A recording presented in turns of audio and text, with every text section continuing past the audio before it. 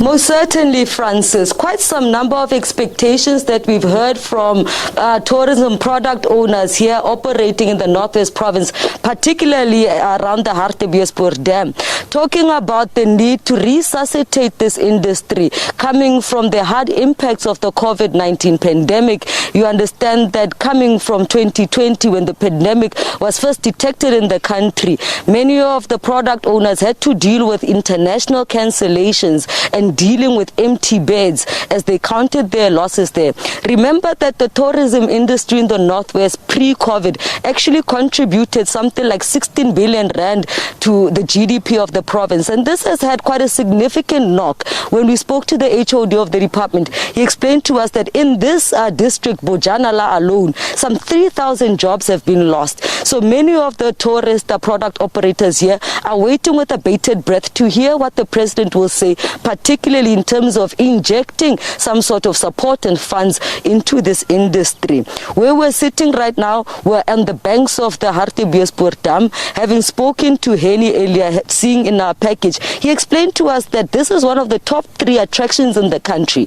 And with the state of affairs right now, the situation has actually gone from bad to worse, with the number of visitors coming here having declined quite significantly. But to add a bit of perspective to the lived experience of these product owners, I'm going to firstly talk to Shando from the Lion Park nearby. Shando, thank you so much for making time to join us this morning. Thank you so much for having me. The Lion Park has attracted quite a number of people, but recently the knock has been hardest for you. What do you expect the president to speak on tomorrow?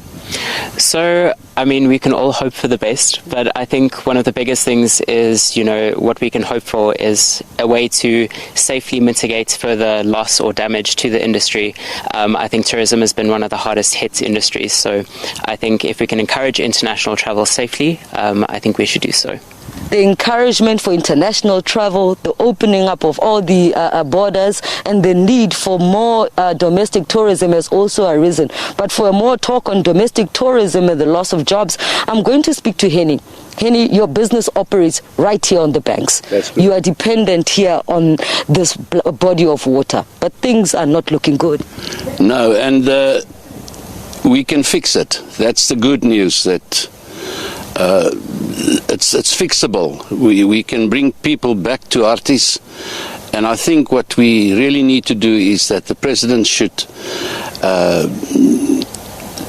instruct the different officials to be more engaged with the private sector, whereby the private sector is keen to get involved in tourism and to get the jobs back to the people.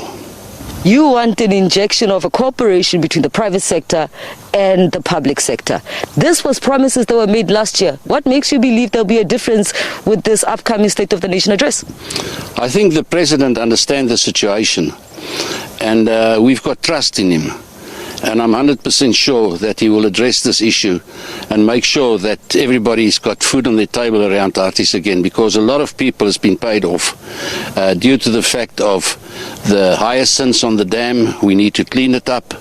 We need to get the dam clean and get the people back here. They were here and they will come back again. But we just need to address these problems, and it's not a big issue. We can do it easily.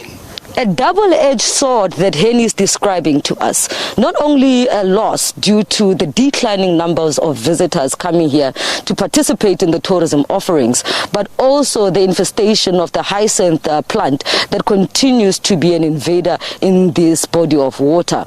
They're clearly needing an interrelationship and cooperation between all the departments that are actually having a stake in here, but particularly spearheaded by tourism owners. But let's see if indeed those representing the department are actually agreeing with this. Ntate Lufuno, you've had an engagement with many tourism operators when we were in Rustenburg yesterday.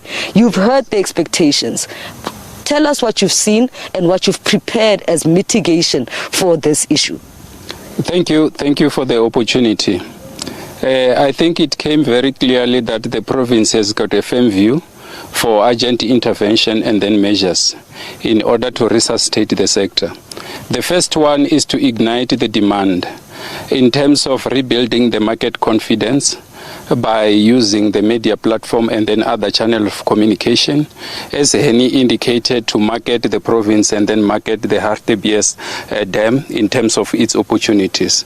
The other issue was about institutional support, where we have to revive our structure or our architecture in terms of coordinating tourism in the province, which also the partners or the tourism sector stakeholders agreed to say we need to work together. And then they also made a commitment to say for all the graduates, because as the province we are focusing on accelerated service delivery program and then job creation, which is a major issue. And then on service delivery, it cut across in terms of the challenges that our tourism stakeholders are facing. That's the other one. And then partnership and then tourism support, where we are saying we are talking to big businesses in terms of empowerment for emerging tourism businesses, so that at least they must join hands and then uplift them and then empower them, so that in terms of capacity, we don't have those challenges that only the big players, they are the one that we are benefiting.